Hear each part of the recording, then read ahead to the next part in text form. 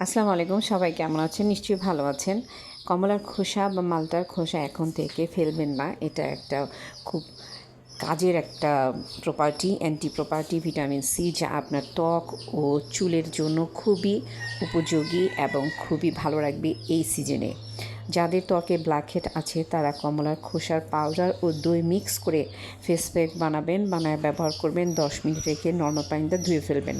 আর যাদের ব্রণ আছে তারা কমলার খোসা ও গোলাপ জল মিক্স করে ব্যবহার করবেন।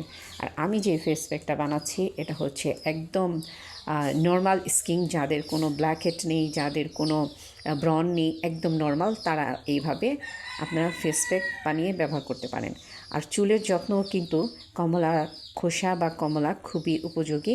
আর সেটার অয়েল আমি নিজে ঘরে বানাই এবং সেল করি। আপনাদের প্রয়োজন হলে আপনারা অবশ্যই আমাকে হোয়াটসঅ্যাপ করবেন। ভালো থাকবেন সবাই, আর আমার জন্য দোয়া করবেন। আল্লাহ হাফেজ।